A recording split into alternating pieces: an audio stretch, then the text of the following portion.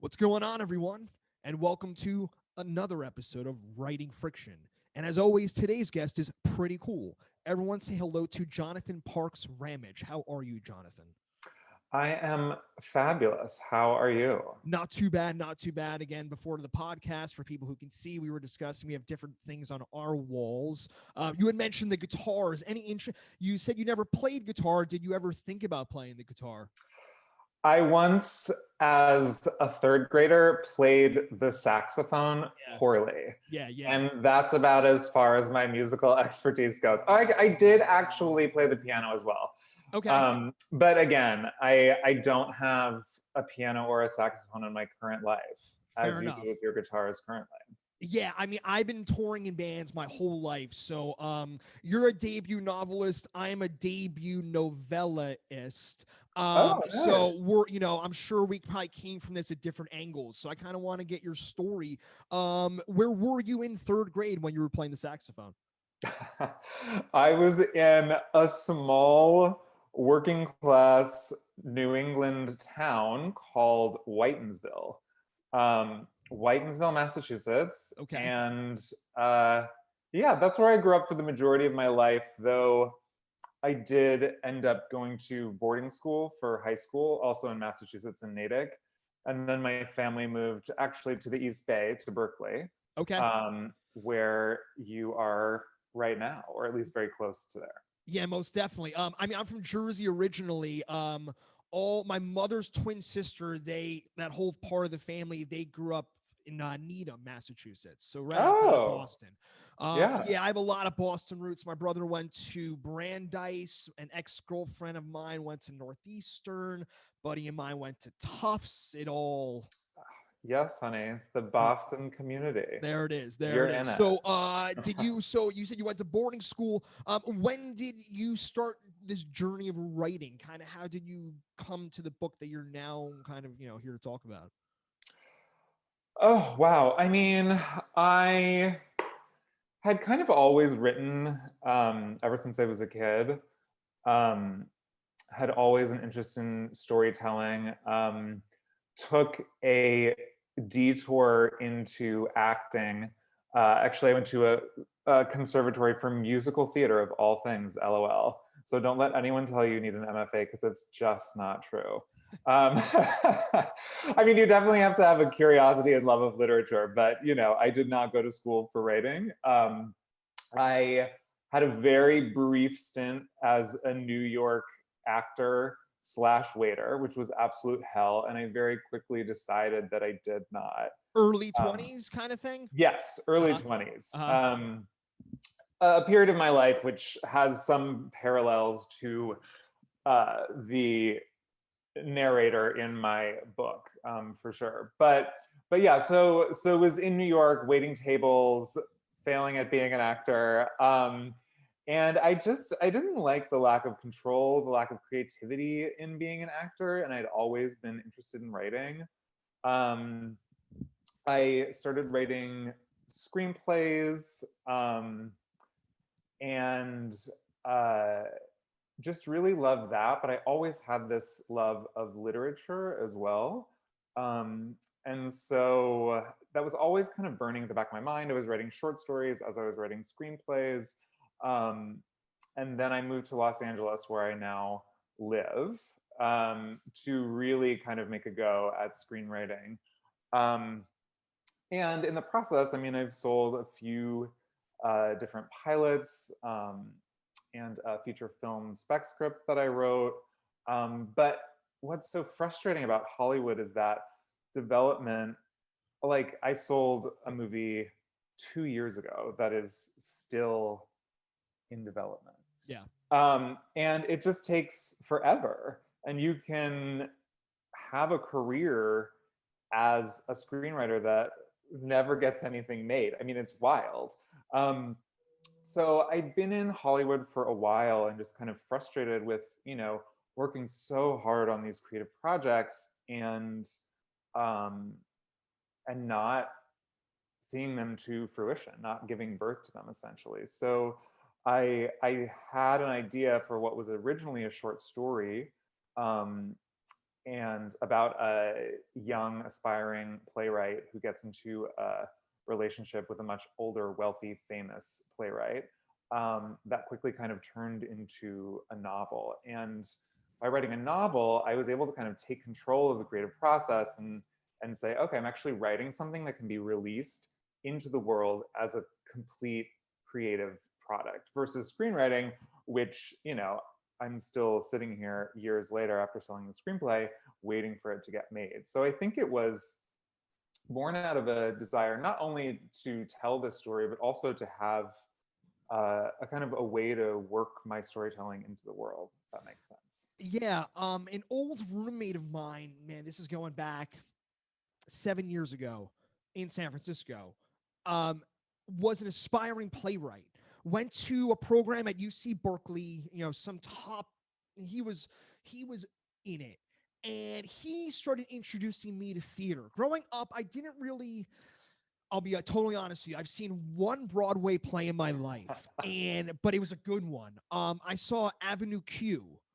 Oh yeah, I love Avenue Q. Oh, what a blast that was. And we went, Yeah. it was a weird thing because like my parents were splitting up and it was like something my family wanted to do together. And my super conservative father, we go to this Broadway show, Avenue Q, and we see these Muppets and shit. And all of a sudden they start like fucking each other. Like, what the fuck?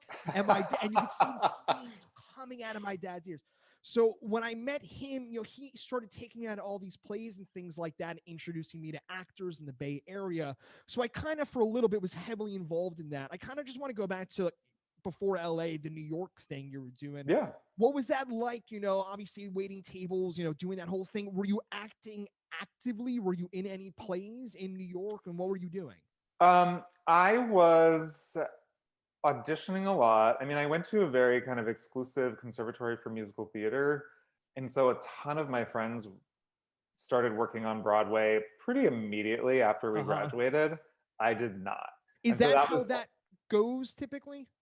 it depends on where you go to school for musical theater. I went to this school called CCM, which was a very kind of cutthroat and intense conservatory. There were 12 people in my graduating class. So, but it's really hard when all your friends are succeeding as actors, and you're not, and you're waiting tables. And it was this really horrific regional production of Beauty and the Beast where I played the Beast. Pause for laughs. And I just was in Ithaca in this regional theater in between waiting tables, and I was like, I hate this. Yeah. What am I doing? What? Yeah. I just didn't have the passion for acting that you need to basically sacrifice your entire life for this thing. And I was much more passionate about storytelling. But what I will say is that I am so glad I did it, because I think that all experiences in life contribute to who you are as a person, which contribute to who you are as a writer. And like I said, so much of my life is in this book. You know, the narrator is an aspiring playwright, not an aspiring actor, and it's definitely fictional. But you know, I really pulled from those times being a struggling waiter. I you know, it all worked its way into the novel, which is why I say also to people, like, I mean, get your MFA, good for you, girl, but like, I also think that not getting an MFA, you're getting schooled in life, and I think that's really valuable to have experiences like that to draw from. Which leads me to my next question. As a dude who moved from I grew up in Queens in northern New Jersey, like where they filmed The Sopranos. And I moved to SF. I didn't for musical opportunity for a band. I didn't know a single person when I moved here. I was 23 years old when I moved here. I'm 33 now. What was that like for you? Had you been to LA before? Do you have any connections? Why the move? What that's a 3,000-mile jump. What was going on? Oh, the move from New York to LA? Well, it was how to put this? I moved in with my boyfriend. He broke up with me 3 weeks later. I got testicular cancer that month, and I got Los Angeles? No, in New York. And I got fired from my job. So I got broken up with, cancer, and fired from my job all in one fell swoop in the worst summer of my goddamn life. And simultaneously, I was accepted into a couple different fellowship programs for screenwriting in Los Angeles. And I said, you know what? There is nothing keeping me here in New York. I'd long kind of contemplated this move. And I think, especially after you get cancer, you kind of are imbued with a fuck everything, let's do this type of attitude. Yeah. Which is what I think propelled me across the coast. But I mean, when you move to a new city, it's, especially a city as big as Los Angeles, it's fucking scary. I mean, I had one friend that I moved with, and then we moved out at the same time. We were in the same fellowship programs, and through those fellowship programs, I met people, but those first months can be still really lonely. I mean, you're leaving kind of this complete life. Like, I'd created this complete life for myself, which totally imploded.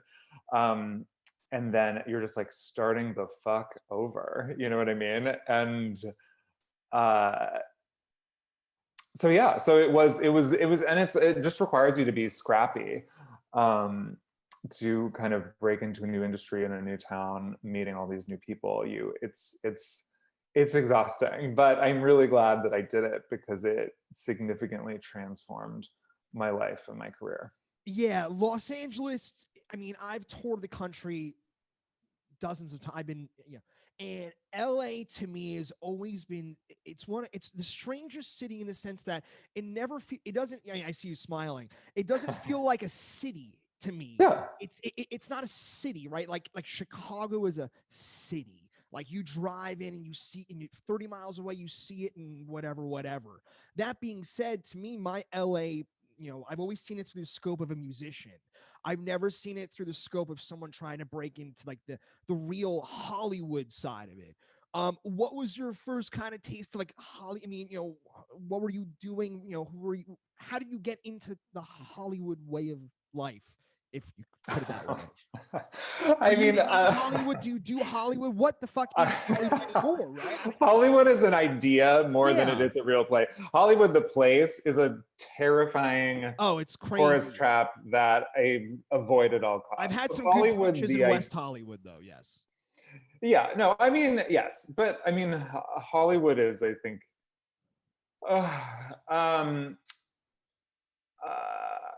the question is, how did I kind of break in? It was helpful to be part of these two kind of fellowship programs when I first moved out here. One of which was the Film Independent Screenwriting Lab, and then the CBS Diversity Showcase. And then through those programs, I kind of met executives, other actors, writers, which helped me get an agent, a manager, which helped me kind of that's kind of the first real big thing that you need to really kind of make it. But it's a fucking grind. I mean, what's interesting is actually like, for years, I mean, a lot of what you don't really hear about, which is the case, is that there's so much free work that you do in Hollywood. You can be working with a production company that has a massive overall deal at NBC Universal, but they're not going to pay you to develop a TV show. They're not going to pay you to develop a script unless there is a buyer who's actually bought it. So there's a lot of free work that you do. And then even when you sell something, like I said, there's like it's very hard to push it through the development track and actually get it made. So it's a lot of hustling. It's a lot of it's a grind. But I mean, writing this book, actually, what's interesting is so I wrote this book, and then it was optioned for television by Amazon Studios. And this producer, Patrick Moran, who has an overall deal there, he used to be the head of ABC Studios.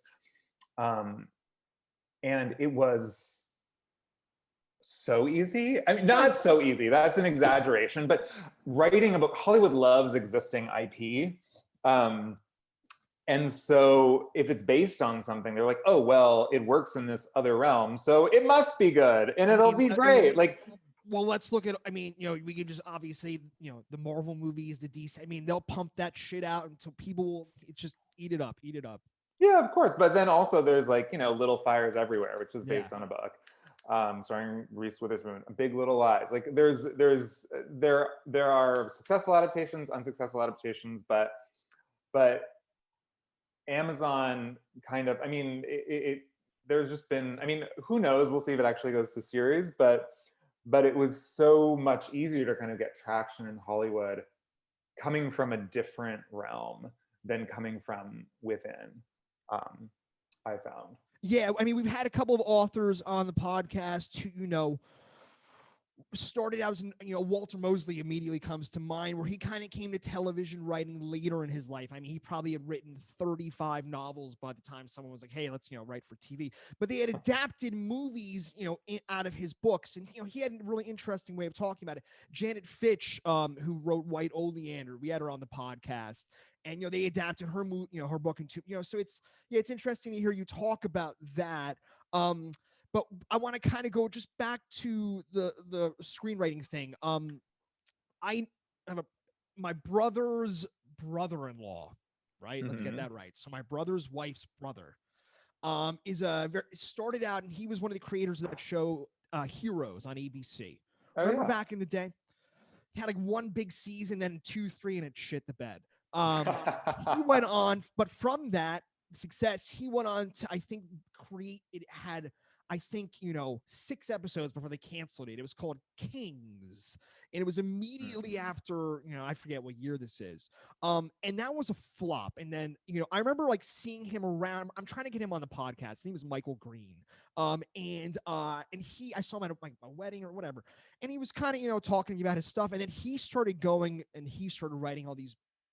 This all led to these Marvel movies. And now this dude is just, hanging out in Budapest. He's bringing my brother out flying, So it's interesting how all these things can, and you're talking about this, and this led to your novel, and, it's called Yes, Daddy. And you're talking about you're able to draw on these things in your life and write about them. Obviously, I'm sure you're writing about your experiences in Los Angeles too, right? This grind, this hustle that you're doing. LA doesn't really play a factor in this book. Yeah. It will in my next book that I'm currently working on. But yeah, I mean, I think that, I always draw from experience, from people I know. I mean, I think that, I also complement all of my writing with pretty heavy research. But there has to be kind of that kernel, for me, there has to be the kind of that kernel of personal experience that serves as kind of an access point into your characters' psyches, into their feelings.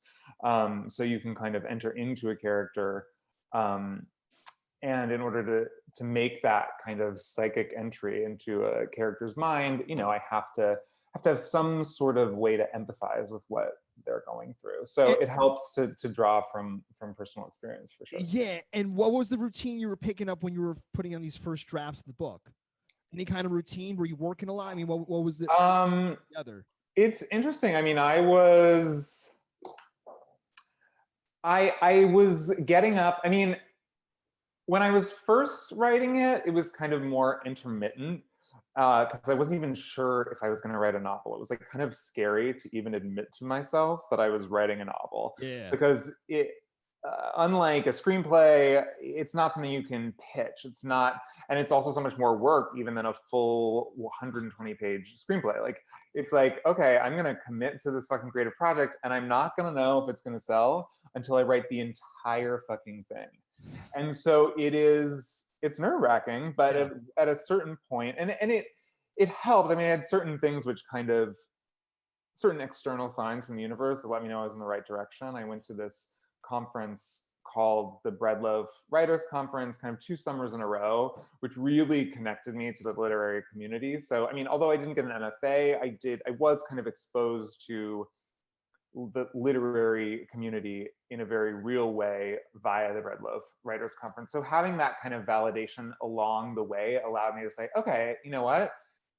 It's crazy to write a novel, but it's not that crazy. And there's a chance that I could really sell this because people are responding to the excerpts that they're reading. So then once I really committed to it, it was daily. I got up every morning, 7 a.m., slammed back some motherfucking coffee, put in my, I write to film scores, or not always, but for this particular book, it was Yeah. film scores. Yeah. And love the Any in particular? film score to Parasite is incredible. Okay. I also love the score to The Skin I Live In, which is a Pedro Almodovar thriller. What else? Oh, the score to Succession, the TV Sure. show. I don't know. Yeah. There are certain things which just help me kind of, because I write in a way which is also very filmic, so it kind of helps me to kind of, especially if I'm working on a scene, to have a soundtrack which I feel like could be the underscoring to that particular scene. Yeah, I mean, I'm at the end of my first novel. I mean, when I say the end, I am a week and a half from the 3 years I've been working on it, sending it to my editor, then I'm going to send it out. And I always wrote to more like jazz, classical, things like that. But we've had some authors who come on and like they need to be in a fucking cubicle, no windows, nothing, no input, nothing. Are you the kind of person? I mean, I see a window open. Can you write in cafes and things like that? Can you get the work done wherever you need to get it done? I mean, I can. I prefer to be at home Uh, in my office. yeah. Um, yeah, I need the privacy. I pretty much always write with music, and I hate. Some people love. My boyfriend loves writing, or loved. I mean, now obviously with the pandemic, we're not going out to coffee shops to write. But my Yeah. boyfriend used to love writing in coffee shops. But I always, Exactly. I don't know. I hate it. I find it distracting. It takes me a while to get comfortable. Like Yeah. I like having my. I'm very much a creature of habit. So I have my routine, my coffee, my music, and pump it out. Yeah, well, it's like the Stephen King way. I mean, he was writing those books in the 80s, just pounding cocaine and blasting Slayer. And it's like, so I'm not pounding cocaine. That's one thing I will say. not at I 7 a.m. can't in the actually morning. write under the influence of any drugs or alcohol. Really? You don't? Um, You can't? no, I mean I've tried writing drunk before. Yeah. And I also don't really doing kind of drugs was a thing of my Yeah. 20s more than it is now that I'm in my 30s. Yeah. But I've tried writing drunk like in the evening to see if I could like, I don't know, get into it. It doesn't really work. Yeah. I mean, I'm the For same way. me, I know Stephen King. I mean, he was famously blowing coke, but also I think drunk for a lot of Extremely drunk. Yeah. I his mean, novels, I which can't. wasn't Misery kind of about his alcoholism in some weird kind of veiled way. Everyone who people hate. I fucking talk about Stephen King. I feel like I'm not even No, a Stephen huge. King's I'm not great. even a big Stephen King fan, but I'm a fan of what he represents. And yeah, I know a lot of his history. That dude had. Have you read On Writing by Stephen King?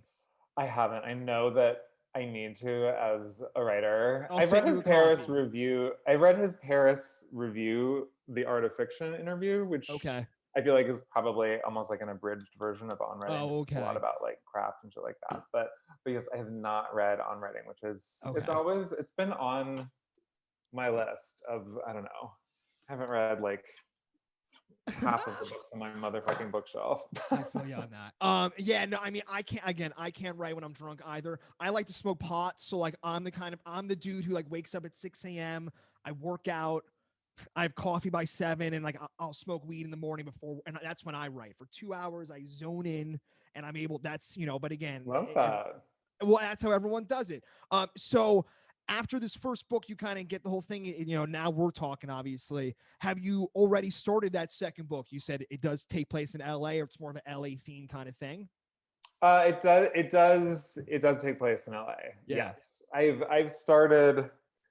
Yeah, I've started the second book. I'm pretty far into it. Yeah. Um, Did that you know, surprise you how quickly maybe you started that second project? um, no, I mean there are kind of two books that I'm. There were two ideas that were warring for space in my brain in terms of what I was going to do next as I was going through kind of the the finer points of the editing process, because it's a lot of back and forth with your editor, Oh, and yeah. then copy edits Yeah. and first pass pages. Like there's a lot of back and forth, so there's a lot of downtime. So it was helpful to have kind of another, I mean, in addition to other screenwriting projects I had in development, helpful to have another book that I was kind of working towards. And once I committed to it, it was like, okay, here we go. It's scary. I mean, it's crazy. You think it would get easier after the first time, but I don't know. It's not. I mean, it's because I think as an author, I mean, the book is horror slash science fiction, and I would describe my Yes Daddy as kind of horror in a way, where all the monsters are real, which is kind of, again, the same idea for this second book, though it is fairly significantly different than the first. I don't know. I'm not a person that can churn out like the same book over and over again. I feel like some writers are very good at like, this is my brand. And some people write very similar books that still are all transcendent and beautiful. Some people, I think, get trapped into kind of like pigeonholing themselves in a way. And I don't know. I'm trying to just write whatever the fuck I want. Because I just have to write what makes me. Why not? I can't write something that I don't believe in. So that's I think the thing. And I also want to do like I don't know, I admire authors that don't write the same book over and over again, that do write things that are different and vital in their own unique ways. Any specific influences that kind of, I mean, I'm going to use your words, horror, sci-fi, any kind of influences that kind of made you go in that direction of fiction? Well, I mean, I can speak specifically about this book, maybe, as opposed to more in general. Because again, I don't necessarily think of myself as like a genre writer, though I do play with genre. I think that genre is a great tool to draw people in to a story and then surprise them with depth and subject matter that might not be common to, for example, the thriller genre or the horror genre. So that's really, I think, what I'm trying to do with Yes Daddy. I mean, it starts as kind of almost, you know, in a realm of kind of your traditional erotic thriller. There's this like young aspiring playwright who's drawn into the orbit of this very wealthy, older, powerful figure, and they kind of start this torrid, passionate affair, and then the older playwright brings the younger writer out to his Hamptons compound for the summer, where he's drawn into this very dark web of sexual abuse and assault, which is kind of like Bryan Singer would be a good model of someone kind of in the Hollywood landscape. So what starts off, you know, as something fairly conventional and in the kind of thriller, almost thriller or horror genre, then goes into something much deeper that really explores, you know, sexual assault within the queer community, and kind of the varying intersecting traumas that can come from that. So that, I think, is always my idea about genre, is how can I use this as kind of a way to hook an audience and then subvert their expectations and surprise them and draw them into something much deeper and more urgent than like fucking 50 Shades of Grey. Do you know what I mean? For sure. Yeah. I mean, again, I'm maybe a little more newer to this genre, this sense of writing, but two books that immediately, and I'm not comparing your book or you to these authors, but two books that immediately popped into my head were American Psycho and have you read A Woman in the Window by A.J. Finn? I have not read the A.J. Finn, but I have read American Psycho. Okay. It has been a long time since I've read American Psycho. I would want to revisit it before I could really comment on it. But I mean, that book definitely pushes, I mean, yes, uses genre in a way which It bends pushes it. at. It bends it. You never know where you're really at. Yeah, exactly. And so it takes, yes, like the trope of the serial killer, but then does something uncommon, or at least uncommon at the time, which is occupy that mindset from a first person standpoint, and then go to some really dark places. Yeah. So yeah, no, I mean, totally. I mean, and then he also, I mean, Bret Easton Ellis also really bent genre with Lunar Park, in which he basically, I don't know if you read it, but he fictionalized Yeah, I've his only done own. less than zero in American Psycho. Lunar Park, he fictionalizes his own life, and then works himself into a narrative, like basically a horror narrative, essentially, playing himself as the author. Again, it's been a while since I've read any Bret Easton Ellis, and I'm not really a fan of his kind of present day persona. I think He's an odd cat, right? Yeah, I think he's got a podcast too. I keep tabs on him, I think via Twitter maybe in a sense, but yeah, I don't know what he's doing. He's always, maybe you're a little more tapped into that scene than I'm not really. I kind of keep my distance. He's kind of, I think, he's gone crazy, I think. But I feel like he's like Orson Welles, and he's just taking photos of these young men in like weird clothing and like trying to promote things. It's odd. Yeah. Yeah, I'm not really tapped in enough to comment with any great degree of insight on the current Bret Easton Ellis, other than to know I steer clear, because I think he's kind of gone off the deep end. Yeah. But yeah. Yeah, I think a lot of fucking people have gone off the deep end. Well, Jonathan, man, this has been an absolute blast, man. Thank you so much. Yeah, no, most definitely. Again, the name of the book is called Yes, Daddy. I like the title. I'm a fan. I always ask two questions at the end of this. First question being, any kind of social media presence? Do you do Twitter, Instagram? Where can people get in touch? Instagram. You can search for my full name, or my handle is JP Rampage. Okay. Yeah, we're gonna give you a follow after this. And also, I know, I think you said you're in LA now. I've kind of lost track at this point. Throw out some bookstores. Where are people gonna buy your books at? Oh yeah, LA. I love Skylight Books. Yeah. I love Book Soup. I also have New York bookstores that are fond to my heart. I love McNally Jackson. Yeah. Is one of my all-time faves. Books Are Magic is another great one. Greenlight Bookstore. Those are all New York. But yeah, support indie booksellers. We love it. Jonathan, thanks so much for taking the time, man. Yes, thank you. I'm sure we'll link up again soon. Yeah, most definitely. And enjoy the success of the first book. I'm looking forward to. I think the copy's in the mail. Hopefully, it should be in the mail. Yes. We'll see how it goes. All right. Thank you so much. Later, man. Have a great one.